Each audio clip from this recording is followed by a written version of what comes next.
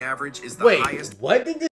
Wait, NBA record scoring title in Champions League in the six times?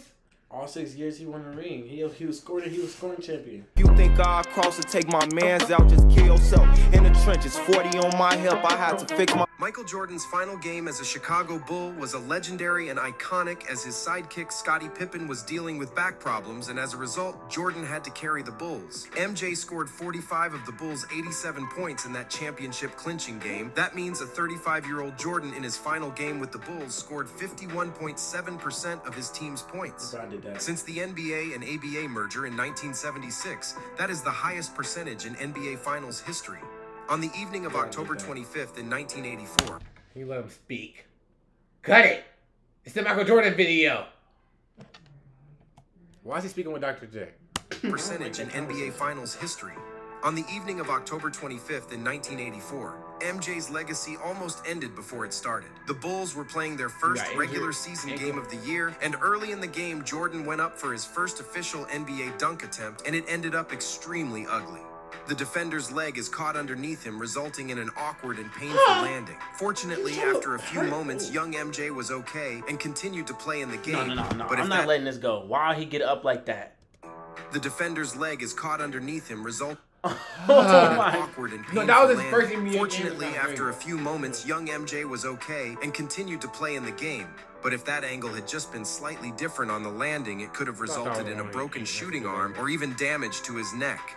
As we all know, despite the terrible experience on his first dunk attempt, MJ managed a few successful dunks.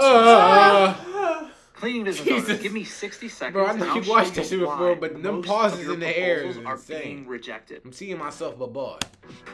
Scoring leaders usually don't win championships unless your name is Michael Jordan. In the history of the NBA, there have been a total of 5 players who won the championship while leading the league in scoring. And those players... LeBron, Michael Jordan. Players are Joe Fulks, George Mikan, Kareem Abdul-Jabbar, Michael Jordan, and Shaquille O'Neal. Where's LeBron? I see LeBron. Where's LeBron? Who was that? They got the wrong. This is the right jersey. They should have put a 2 in the front. Who was that first dude though? Don't know. LeBron better. Was he for points? What's my for playoffs? Whoever won the finals with the scoring, my scoring leader. Fulks, George Mike won the champion.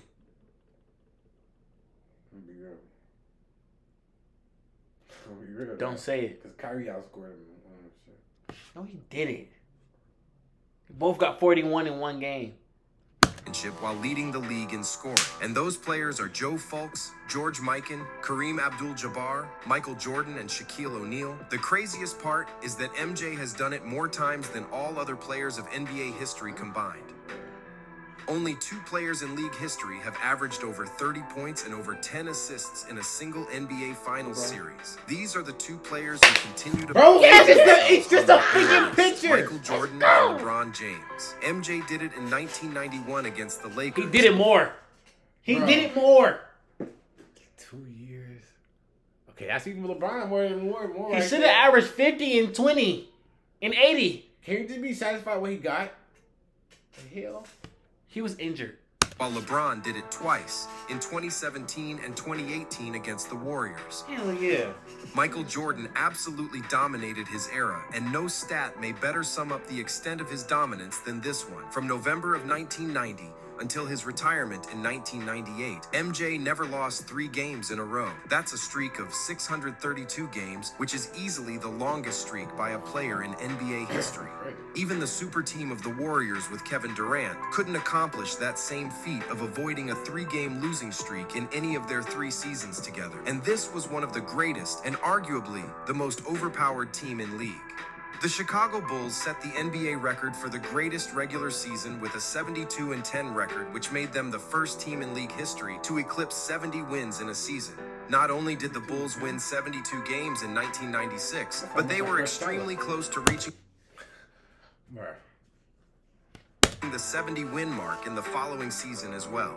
In the 1996-97 regular season, the Bulls actually had 69 wins heading into their final 2 regular season games. The first game was in Miami against the solid Heat team that they would later meet in the Eastern Conference Finals. The Heat won this regular season contest by 10 points. The final game of the regular season was against their rivals, the New York Knicks. The game was extremely tight throughout with both teams. I'm not getting over this yet. What the hell type of 2K? Their rivals, the New What York is on his arm? Is that a rubber sleeve? Bro, is this nigga trying rubber? to do the 2K glitch? You know the tattoos they get on 2K, bro? He's trying to do the glitch, bro. The tattoo glitch, bro. This is my part. The game was extremely tight throughout with both teams making incredibly clutch baskets down the stretch. Chicago would have the last shot though, but Pippen, who had a good look, missed it pretty badly. If this shot had gone in, then the Bulls would have achieved something that no other team has done before for the second straight season.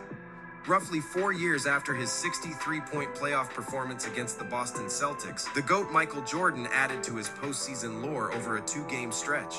In the 1988 playoffs, Quick fact, real quick. This is for me. Bro, stop. It was not. Yeah. Postseason lore over a 2-game stretch. In the 1988 playoffs, MJ became the first player in NBA history to log back-to-back 50-point games in the playoffs. In Game 1 of a first-round series with the Cleveland Cavaliers, Jordan scored 50 points on 19 for 35 shooting, sinking all 12 of his free throws. Then came Game 2 3 days later on May 1st, 1988. Jordan one-upped himself with a 55-point game against the Cavs. He shot 24 for 45 overall and was 7 for 7 from the free throw line as the Bulls built a 2-0 series edge. The Cavs forced a decisive Game 5, but Jordan delivered there too. His 39 points powered a series-clinching 107-101 Bulls win. There have been many explosive scores throughout the league's history, but there are a few players who could score in bunches while remaining extremely efficient. For example, Tracy McGrady had just 8 games in his career where he scored at least 40 points while shooting at least 60% from the field. Kobe had 23 of those games, and well beyond that is Michael Jordan, who had 70 games where he scored at least 40 points on at least 60% shooting from the field. To put that in perspective, throughout his career, LeBron James has a total of 74 games where he scored at least 40 points, and that's in total, regardless of efficiency. Out of the 74, LeBron shot 60% in only 35 games. MJ is the only player in NBA history to win an MVP, a scoring title, first team all-defense and NBA championship, and a finals MVP all in the same season. And amazingly, he did this 4 times. And a final to win an MVP, a scoring title, first team all defense and NBA championship, and a finals MVP all in the same season. And amazingly, he did this 4 times. Jordan is the player with the most combinations of scoring titles and all defensive first team honors with 9. He's also the only player to win the scoring title and the Defensive Player of the Year award in the same season. His 35-point scoring average is the highest for any Defensive Player of the Year winner. Jordan won the NBA championship and the scoring title in the same season 6 times, most by any player, and his 32.6 scoring average is the highest. What did this nigga? Wait, the NBA record scoring title and Champions League in the 6 times? All 6 years he won the ring. He was scoring champion. This nigga is, bro, no, that's kind of crazy, bro. I think I'm seeing me. What the, I need glasses? What the hell? For any player in a championship season. MJ is the only perimeter player in NBA history to average 30 points in a single season while shooting 50% from the field. And he did it 5 times. Scoring was obviously Jordan's standout skill, and he still holds the all-time record for leading the NBA in total points scored 11 times. Additionally, it is also an all-time record that Jordan led the NBA in scoring 10 times. Also, an all-time record is Michael's career regular season scoring average of 30.12 points per game. He also holds the all-time playoff points per game record with 33.5 points per game. In the playoffs, MJ was a killer. He still has the all-time record for most points ever in a playoff game with 63 against the Celtics in 1986. Jordan's first ever game where he scored over 50 points was the 63 in the playoffs. He was going crazy that game. I remember watching that. And he still lost. That was crazy. Jordan set a still-standing playoff record in the 1991 finals against the Lakers when he scored on 13 consecutive field goals without a miss. Jordan. Oh, a spectacular move by Michael Jordan. That's 13 consecutive field That is a finals record, but it is also an all-time playoff record.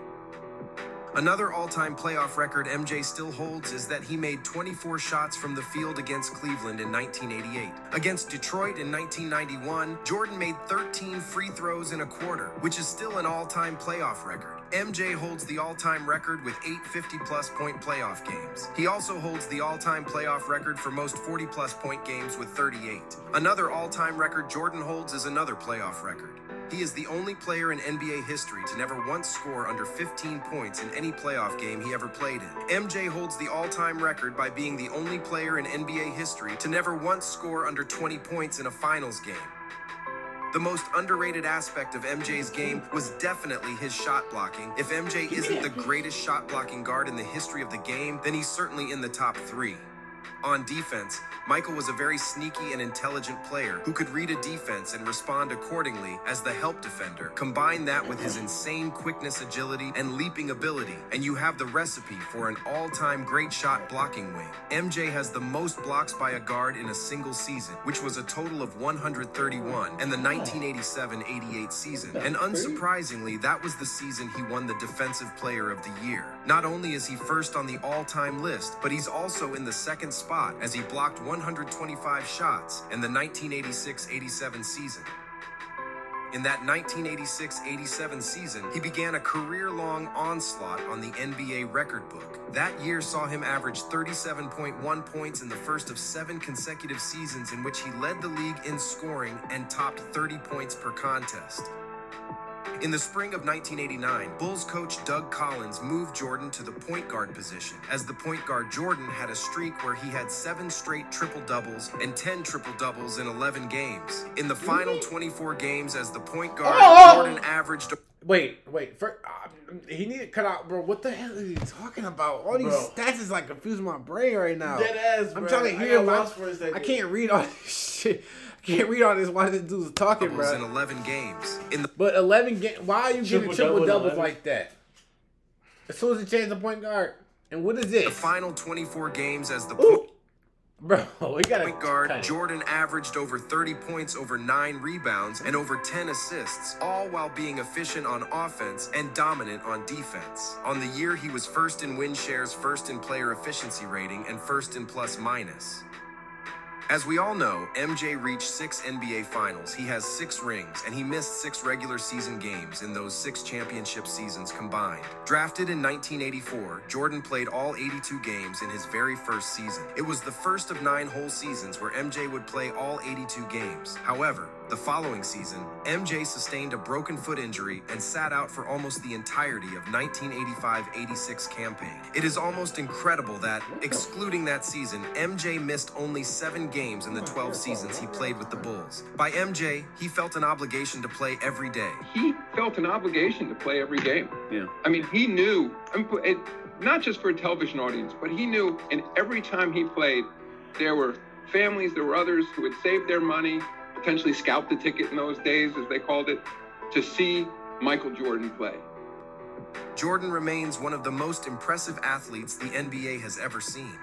By reports, in North Carolina, he ran a 40-yard dash in an amazing 4.3 seconds. And I'll never forget this. His sophomore year, ran the 40-yard. Me and Coach Guthridge and our trainer, Mark Carnes, we all 3 had hand stopwatches, so we're not professional timers by any means. But he crossed the line, and I looked, and I said, wow. Coach Guthridge, what'd you get? And he looked at me, and then Mark Davis said, I got 4.39. And Coach Guthridge said, I got 4.38. And I said, I did too. And so I waited a couple of, I said, Michael, we missed your start. You made a mistake here. Come on, I need you to run it again. And he said, oh, too fast for you, huh? I'll never forget that. And he goes back to the line and runs it again. And all of us got below 4.4 as a sophomore.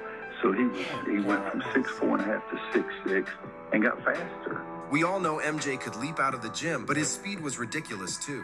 He could run like Deion Sanders. Imagine Klay Thompson's frame combined with Allen Iverson's agility and Russell Westbrook's speed. He might not have been as big or as strong as LeBron James, but Jordan made up for that with elite quickness. Now add that to his 48 inches vertical leap and you have the most athletic player to ever play basketball. Let's go. the Hawaiian waters the whole summer with We DFW's reacting to videos on Kick right now. That's what water happened. park What's team. happening, bro? Just 49. MJ's once-in-a-lifetime greatness could be seen as soon as he set foot on the court From the for the kick to first come back time. to watch In the his videos rookie you're watching. season, he took See the what you're league by watching. storm, displaying his elite athleticism as he averaged 28.2 points, 6.5 rebounds, 5.9 assists, and 2.4 steals on 51.5% shooting.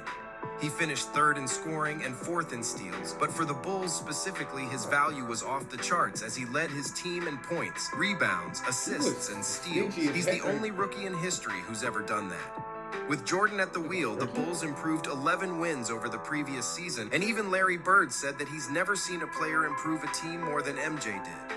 Jordan wore number 12 for one game. On February 14th, 1990, Jordan scored 49 points wearing number 12 on a loss to the Magic. The only player in NBA history to score more points in a single game while wearing 12 is Hall of Famer George Yardley. Jordan's salary in 1995-96 was $3.85 million, which ranked 32nd in the NBA that season. Players with higher salaries that season included Benoit Benjamin, Brian Shaw, Danny Ferry, and Dale Davis. For his career, Jordan was 9 of 18, shooting in the Wait, playoffs. why do we have to know his money part? He's undisputed. Game tying or go-ahead shots in the final 24 seconds of the fourth quarter or overtime. He was a perfect 3 of 3 on such shots in games when his team faced elimination, and 4 of 7 when his team had an opportunity to clinch. By the end of his tenure with the Bulls, Jordan had developed into the game's best mid-range scorer. His final 2 seasons in Chicago, Jordan made 997 mid-range shots, over 250 more than any other player. In his final season with the Wizards, when he turned 40 years old, Jordan dunked 21 times. To put things into perspective, in his final season with the Lakers, the 37-years-old Kobe Bryant has dunked 4 times. MJ's title teams did not blow leads. In the 6 seasons they won the title, they were 42-0 in the playoffs and 210-5 in the regular season, when leading by 10 or more entering the fourth quarter. Jordan was returning to the NBA as a 38-year-old who was trying to get back into basketball shape. The comeback had plenty of physical obstacles as well. Jordan was heading into his return dealing with tendonitis in his wrist and in both of his knees. During a pickup game that offseason, Ron Artest had broke 2 of Jordan's ribs while playing physical defense on MJ. One day, me and Michael was just tussling hard. He wanted this position. I'm like, nah, you can't have this position. You know what I'm saying? So when I was trying to deny him and get his arm out the way, my elbow hit him in the ribs. And his ribs cracked. Jordan. No. Don't say that all lightly like you grab somebody's ribs with a. Ron Artest is, bro, you're a menace. Didn't he hit James Harden all up in the freaking junk with the elbow before? Yes, bro. He told us, bro, he's a menace, dog. He got a strong elbow. Has to. You can break some ribs with your elbow, dog. It's over. That's different. On to have fluid drained from his knees multiple times throughout that year. Michael Jordan was joining a Wizards team who had finished the previous season with a 3rd worst record in the entire NBA at 19-63. Despite the fact that they were playing in a much weaker Eastern Conference, they also had the 2nd worst defense in the league in terms of opponents' points per game. The Wizards started the season with a 26-21 record, and on the 47th game, Jordan collided with a teammate and tore his meniscus. He tried to play through the pain and on reduced minutes, but after another 14 games, he had arthroscopic knee surgery to repair the knee, and his season was over. Before Jordan's injury occurred, MJ was averaging 25.1 points per game, 6.2 assists, 5.3 rebounds, and 1.5 steals per game. In his last 20 games leading up to his injury, MJ was averaging 27.5 points per game, 6.4 assists, 5.2 rebounds, and 1.3 steals per game on 44% shooting. In his last 10 games leading up to the injury, MJ was averaging 29 points, 6.6 assists, 6.1 rebounds, 1.2 steals on 47% shooting. Also, before Jordan was injured, the Wizards were on a 47-win pace and were well in the playoff hunt. Up to that point, no team in NBA history had ever been a sub-20-win team and gone on to have a winning record the following season. Aging MJ had the Wizards well on their way up until the meniscus happened. Not only did Jordan take one of the worst teams in the league and make them competitive, but had it not been for his knee injury, the Wizards would have had a legitimate shot at the 1st seed in the Eastern Conference. Jordan started the first 15 games of the 2002-2003 season coming off of the bench. In his second season in Washington, Jordan was the only Wizard to play all 82 games, and he was 40 years old. He also became the only 40-year-old in NBA history to score over 40 points in a game, which he did several times that season. He also became the oldest player in NBA history to average at least 20 points per game. Tell us in the comments, what do you think is the most impressive Michael Jordan fact? Hey, I'm not going to cap though, bruh. A lot of this stuff I didn't even know about. I thought we was going to see some stuff that we've seen before. Facts. But the thing is, Jordan, I'm going to be real, bruh. He's not buried in. He's not buried in LeBron. Because look, if you think about it though, how much has LeBron been scoring this season? He averaged 25 this season. Okay, how old is he? 39. Okay, this is literally all them stats right here. Michael Jordan was averaging, sir. Yeah, but he's bigger, faster, stronger. I know, but this is basically the same thing. So like, this is like, and he was still older than him playing. So he was 40 something, right? Did you say he was 40? Yeah, but he was. But so LeBron, if LeBron play again, it depends on what he averaged when he's 40. He's gonna still average 25 plus. Looking like he's slow. He ain't even slow down. He's still booming on niggas. I do too. I'll be booming on people when I'm 90. Yes. Don't make me bug up. And yeah, LeBron not selfish. Thank you. LeBron do be passing like that. Heard you one time to the mob. Heard that you trying to get involved with it. Heard that you trying to come by.